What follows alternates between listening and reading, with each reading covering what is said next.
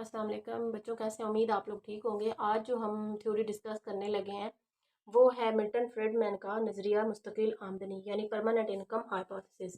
ये Milton Friedman ने ये नज़रिया दिया था।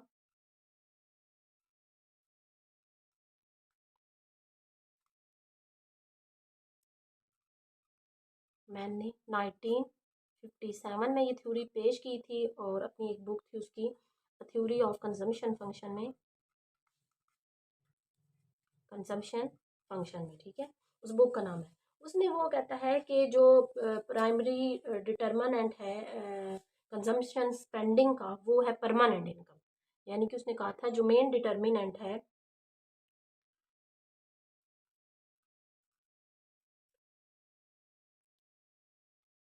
Net of consumption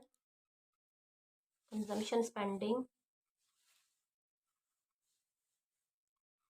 is YP means permanent income. अब जो है वो कहता है कि YP जो है permanent income of families rather than current income. यानी कि जो YP है मुख्तलिफ फैमिलीज का वो उसका परमानेंट YP जो है वो मुख्तलिफ फैमिलीज का परमानेंट इनकम जिसे हम बोलते हैं वो मेन डिटर्मिनेंट है कंजम्पशन का। वो बताता है कि कितनी कंजम्पशन फैमिलीज करती हैं, करंट इनकम नहीं, ठीक है। तो इसीलिए उसने इसे एक ऐसे हम कह सकते हैं C is the KYP means जो है इसका मतलब ये है कि फैमिलीज जो हैं वो स्पेंड करती हैं ऑन कंजम्पशन और कांस्टेंट प्रोपोर्शन ऑफ YP। यानी इसका एक ये के क्या है हमारे पास के एक कांस्टेंट है। तो इसका मतलब ये है कि constant proportion of permanent income जो है वो स्पेंड किया जाता है कंजम्पशन पे का, ठीक है। अब YP क्या है इसमें हम डिफाइन करना चाहेंगे कि हमारा YP क्या है। YP है हमारा टोटल जो human and non human wealth है, ठीक है। Human and non human wealth है हमारे पास। अब जो ह्यूमन वेल्थ है उसमें क्या चीज़ आ सकती है। ह्यूमन वेल्थ में हमारे पास आ सकता है लोगों की सैलरीज और यानी ह्यूमन वेल्थ में हमारे पास क्या आ गया, सैलरीज, वेजेस वगैरह, ठीक है। और नॉन ह्यूमन वेल्थ में हमारे पास आ जाता है बॉन्ड्स वगैरह, इक्विटीज, बॉन्ड्स और प्रॉपर्टी, रियल प्रॉपर्टी हम कह सकते हैं, रियल प्रॉपर्टी, बॉन्ड्स, इक्विटीज और दूसरे जो है ना इंटरेस्ट रेट वगैरह, डिविडेंड्स, ठीक है, दूसरे जितने फाइनेंशियल रिसोर्सेज वो भी। अब यहाँ वो मिल्टन फ्रीडमैन ये कहता है कि एक फैमिली की जो ऑब्जर्व या मेजर्ड इनकम होती है एक पर्टिकुलर ईयर के दरमियान मे बी लेस या ग्रेटर देन YP। यानी ऑब्जर्व या मेजर्ड इनकम इसे YM से हम शो करते हैं, ठीक है। जो मेजर्ड इनकम है या ऑब्जर्व्ड इनकम है वो क्या हो सकती है, वो ग्रेटर देन भी हो सकती है और लेस देन भी होती है। किससे, आपकी परमानेंट इनकम से, ठीक है, बट एक खास अरसे वक्त में ना, एक खास अरसे वक्त में। अब यहाँ जो है ना वो असल में ये बताना चाह रहा है कि सिर्फ जो है ना ये नहीं होता कि हमारी आमदनी जो है वो एक मुस्तकिल ही हो, लेकिन एक मुद्दत के दौरान वो कुछ ऑब्जर्व या मुस्तकिल और आर्जी अनासर पर भी मुश्तमिल होती है, ठीक है। इसके लिए उसने बताया है कि हमारे पास जो ऑब्जर्व्ड इनकम है YM वो बराबर होती है उसके दो कंपोनेंट्स होते हैं, ठीक है, YP और YT, ट्रांजिटोरी इनकम, ठीक है, दो तरह के हैं, ट्रांजिटोरी और परमानेंट इनकम। आर्जी, इसे हम आर्जी आमदनी कहते हैं और इसे हम मुस्तकिल आमदनी कहते हैं। अब यहाँ वो ये बताता है कि जो हमारी आर्जी आमदनी होती है वो पॉजिटिव भी हो सकती है और नेगेटिव भी हो सकती है, ठीक है, नेगेटिव भी हो सकती है। और जब हमारी जो आर्जी आमदनी है वो जो है ना पॉजिटिव तब होती है, पॉजिटिव कब होती है, पॉजिटिव तब होती है जब हमें अनएक्सपेक्टेड बोनस मिल जाए कोई, ठीक है, अनएक्सपेक्टेड बोनस बोनस मिल जाए, ठीक है। और जो YT है वो यानी नेगेटिव कब होगी, यानी अगर इंसान इंसान को अचानक से कोई बोनस मिल जाए या कहीं से पैसे मिल जाए तो वो क्या होती है हमारी वो होती है हमारी पॉजिटिव जो है ना वो ट्रांजिटोरी इनकम होती है या आर्जी आमदनी होती है।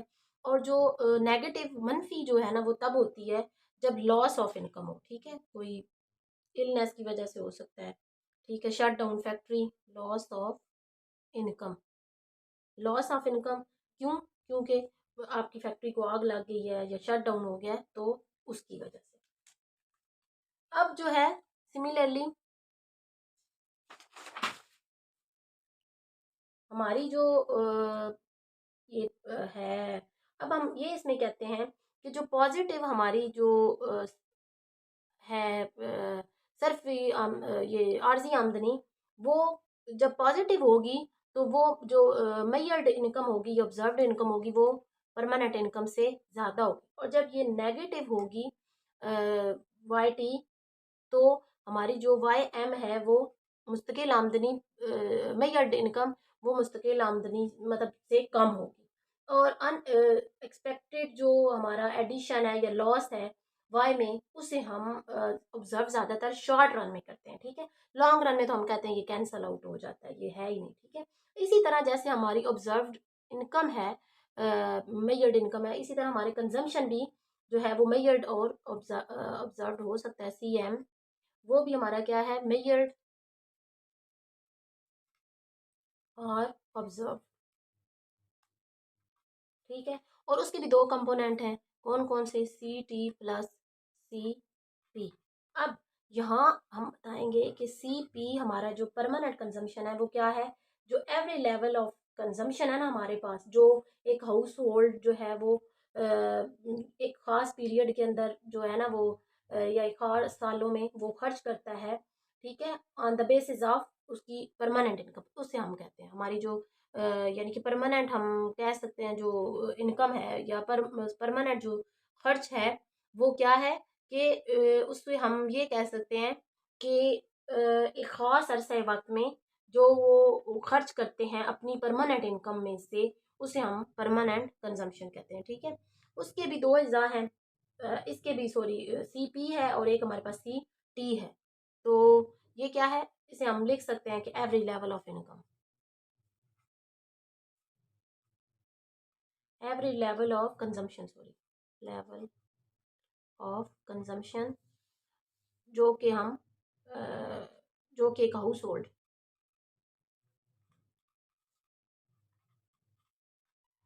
विच a household anticipate paid to take over periods of periods on basis of YP, ठीक है।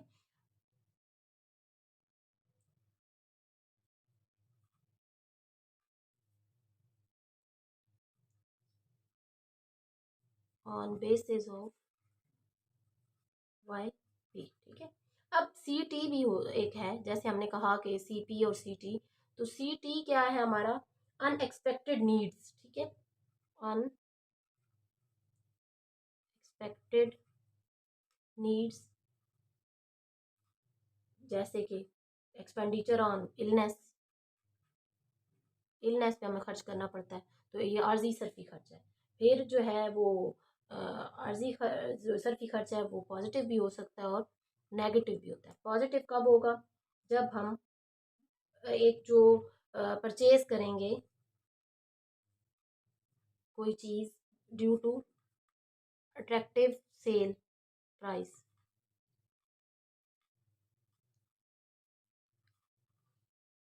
सेल प्राइस की वजह से हम उसे खर्च कर रहे हैं, अचानक गए हैं किसी मॉल में तो उधर चेज ये सेल लगी हुई, तो हम कहते हैं फ़ौरन हमने खर्च करा कि हमारी प्लान नहीं था कि हमने खर्च करना।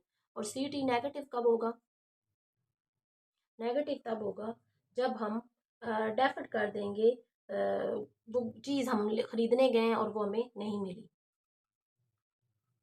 परचेज डेफर्ड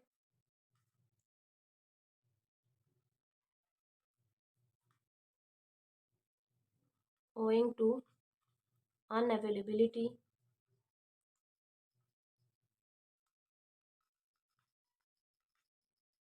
ऑफ गुड, ठीक है।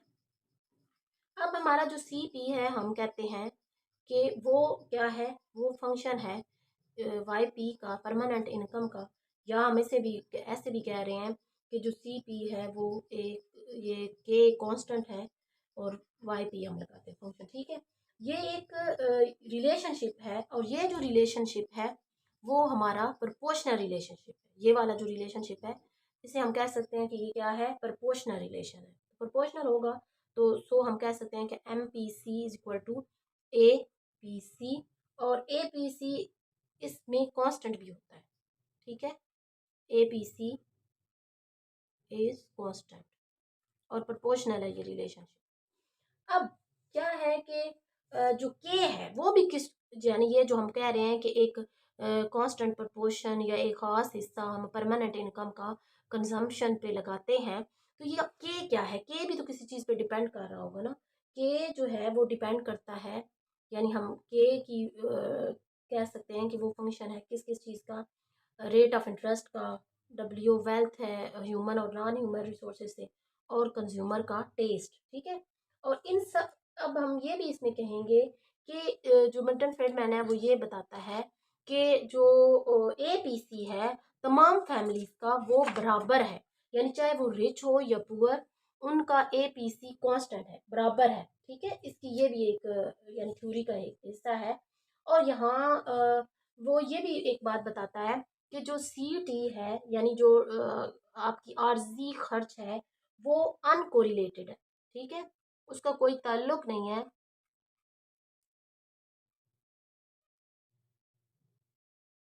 अनकोरिलेटेड रिलेटेड है किसके साथ,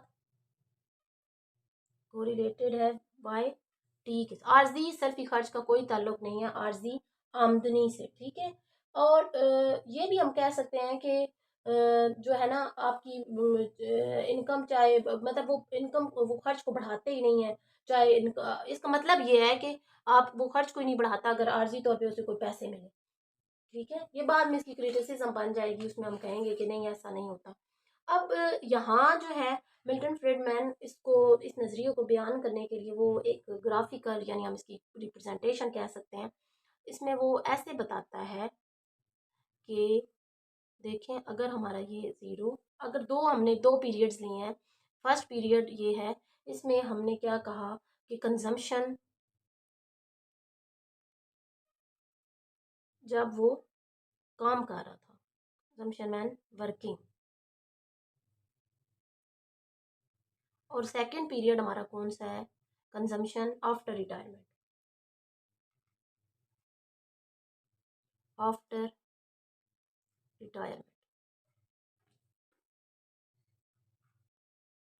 आफ्टर रिटायरमेंट, ठीक है। अब यहाँ पे अगर हम ये उसकी बजट लाइन है या कॉन्स्ट बजट कॉन्स्टेंट है, यहाँ हम इसे कहते हैं ये W1 है और ये W0 है। सपोज वो 100 उसका बजट है, और यहाँ हम ये हमारी यूटिलिटी है अफादा जिसे हम U1 है। ये देखें इस पॉइंट पे उसकी वो C0 खर्च कर रहा है इस पीरियड में, ठीक है। वो इतना कमा रहा है, और यानी कि जो O W0 है हमारे पास, O W0 वो जो है वो उसकी इनकम है, जो जिसमें से वो मतलब वो पीरियड वन में इतना O W0 कमा रहा है, जिसमें से वो स्पेंड्स कर रहा है तमाम रकम, अगर वो एक ही पीरियड में सारा कुछ खर्च कर दे तो उसके लिए यहाँ कुछ नहीं बचेगा। और अगर वो उसमें से O C0 खर्च करे तो बाकी इसका मतलब है ये सेविंग्स हो जाएंगी, ये उसकी क्या हो जाएंगी, सेविंग्स हो जाएंगी, और ये पीरियड टू के लिए उसकी बचेगी। अगर वो क्या करता है कि हम ये पॉइंट ए पे हम ये कहते हैं कि वो इस तरह से अपने खर्च को, या अपने ऐसे तरतीब उसने दिया हुआ है कि वो यूटिलिटी भी ज़्यादा से ज़्यादा हासिल कर रहा है, और C0 वो खर्च कर रहा है, और बाकी इतना हिस्सा वो सेव कर रहा है, ठीक है। और उसके लिए कुछ ना कुछ जो है ना वो C1 इसे हम कहेंगे फ्यूचर के लिए भी बच रहा है। तो वो इस तरह यूटिलिटी को भी मैक्सिमाइज कर रहा है, और C0 कंज्यूम कर रहा है, और S0 वो उसकी मतलब इतनी सेविंग्स हो रही हैं जो कि रिटायरमेंट में, यानी कि वो ओ रिटायरमेंट होने के बाद O C1 की सूरत में कंज्यूम करेगा। यहीं अगर हम इसको डायग्राम को मज़ीद एक्सटेंड करें नहीं बनाने के बजाय, कि अगर उसके ये डबल हो जाएं, यानी हम ये कहें कि उसकी जो बजट है या इनकम है वो बढ़ जाए, तो ये देखें ये आगे शिफ्ट हो जाएगा, और इस तरह से इसे हम 2W0 कहेंगे और इसे 2W1 कहेंगे, सही है। और इस तरह से देखें ये हमारा एक और अगर U1 U2 हो गया और ये बी पॉइंट है, तो इस तरह से उसकी जाहिर बात है खर्च भी बढ़ जाएगा और रिटायरमेंट के लिए भी इस वक्त में भी उसका खर्च बढ़ जाएगा और आफ्टर रिटायरमेंट भी उसके लिए काफ़ी उसके पास यानी अपॉर्चुनिटीज़ होंगी।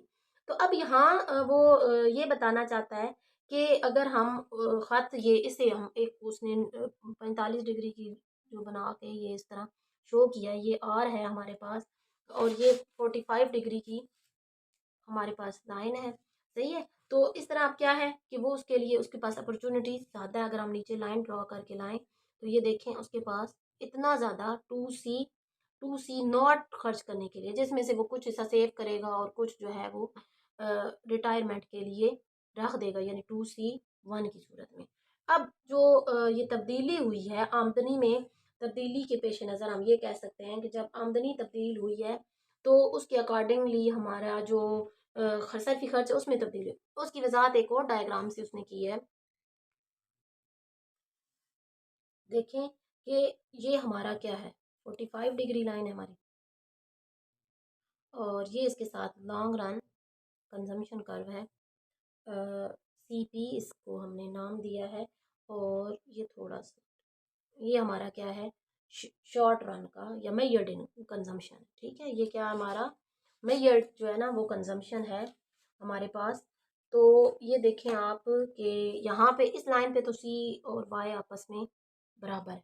अब यहाँ जो ऑब्जर्व करने वाली बात वो ये है कि ये एक ए पॉइंट है, ठीक है। ए पे हमारी इनकम जो परमानेंट इनकम है वो YP डैश है, YP डैश है और खर्च वो कितना कर रहा है, एम कितना कर रहा है एम। यहाँ आप सिर्फ ही खर्च ले ले और एक्स एक्सिस पे हमारे पास है इनकम, ठीक है।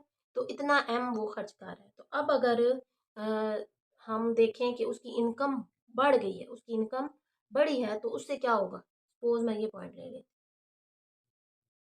और शॉर्ट रन के हवाले से वो कितना खर्च कर रहा है, वो बी पॉइंट पे है। वो किधर है, ये पॉइंट है और वो बी पॉइंट पे है।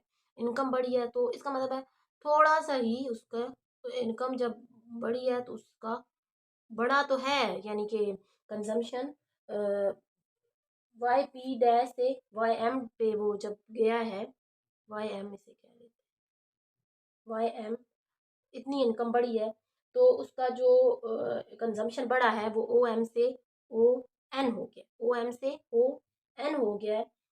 अगर हमारी उसकी अनएक्सपेक्टेड इनकम बढ़ेगी तो कंजम्पशन इंक्रीज हुई है, ठीक है। उससे क्या हुई है, कंजम्पशन इंक्रीज हुई, अनएक्सपेक्टेड इनकम बढ़ेगी तो उसकी क्या होगी, कंजम्पशन बढ़ेगी और वो कौन से पॉइंट पे चला जाएगा, वो एस पे चला जाएगा, वो एस पॉइंट पे चला जाएगा। अगर डिप्रेशन टेक प्लेस करता है यानी सर्द बाजारी की लहर आती है तो उससे देखें कि इनकम कम हो जाएगी। अब इनकम जब कम होगी तो सपोज मेरा ये पॉइंट है, इतनी इनकम कम कर लेते हैं। अब जब इनकम कम करेंगे तो उसे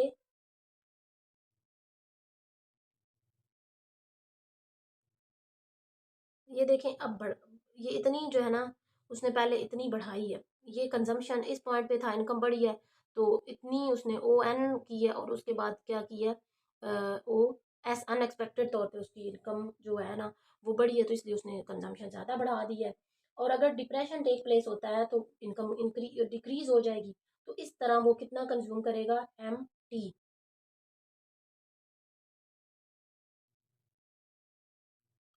MT करेगा, ठीक है।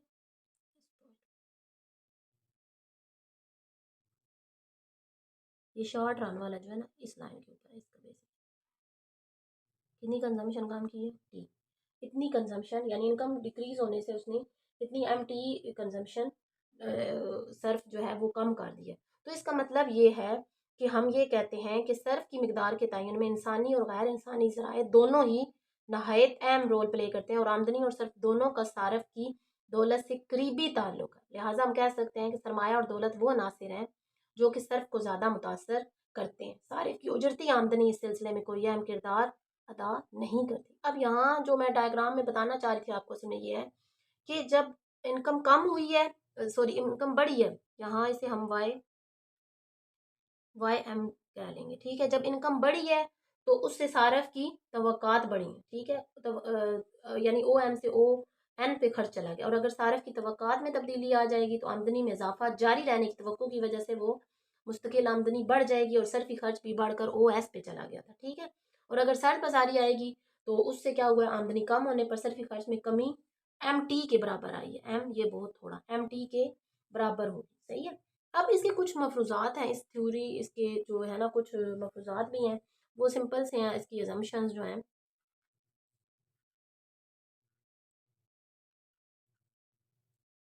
अजम्पशन है इस थ्योरी के, अजम्पशंस क्या हैं जी इसके।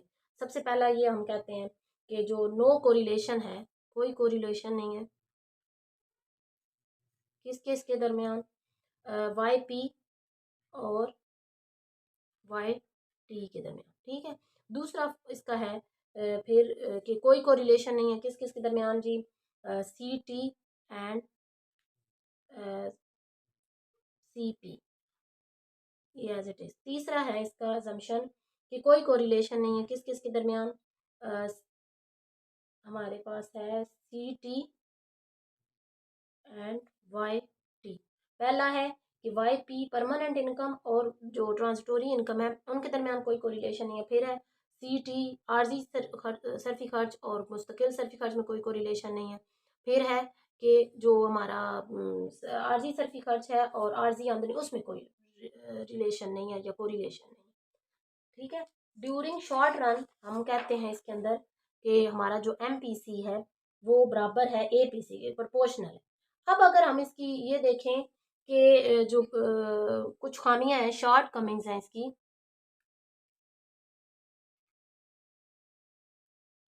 कमिंग्स शॉर्ट कमिंग क्या है इसकी थ्योरी की। तो सबसे पहली ये है कि ये नज़रिया ही उसका जो तीसरा मफरूज़ा है जिसमें हमने ये कहा कि सी टी जो है वो कोरिलेटेड नहीं है, यानी सी टी का कोई रिलेशन नहीं है किसके साथ, वाई टी के साथ। तो ये तो अनरियलिस्टिक है। क्यों? क्योंकि अगर चेंज इनकम में आएगा तो कंजम्पशन में ज़रूर चेंज आएगा, क्योंकि जो ए पी सी है कुछ फैमिलीज़ का वो जो है वो बिहेवियर के ख़िलाफ़ है कि अगर हम ये कहें कि इनकम इंक्रीज़ हुई है चाहे अनएक्सपेक्टेड और कंजम्पशन इंक्रीज़ नहीं हुई। फिर एक और जो इस नज़रिया है वो ये है कि जो ए पी सी है तमाम फैमिलीज़ का, ए पी सी वो इक्वल है ऑल फैमिलीज़ के लिए, चाहे वो रिच है चाहे वो पुअर है। तो ये भी नजरिया गलत है, क्योंकि ये मुशाहिदात से हमें पता चला है कि कुछ गरीब खानदानों का जो खर्च सर्फी खर्च होता है वो बुलंद होता है और अमीर खानदानों का खर्च कम होता है, ठीक है। फिर फ्रेडमैन ने क्या किया, एम पी टी इनके तफसरा जो कंसेप्ट दिए हैं उससे उसने उलझा दिया इस नज़रिए को, ठीक है। फिर है इंसानी और जो गैर इंसानी ह्यूमन और नॉन ह्यूमन वेल के दरमियान कोई वाजिया उसने कोई लाइन नहीं खींची कि ये ह्यूमन है और ये नॉन ह्यूमन है। फिर भी इसके नज़रिए में जो है ना एट द एंड हम ये कह सकते हैं, कुछ इकोनॉमिस्ट कहते हैं कि जो ये जो नज़रिया है जो तहकीक के नए शवाहिद उसने हमें दिए हैं काफ़ी हद तक नई शक्ल दी है, तो ये फिर भी बेहतर। Thank you very much.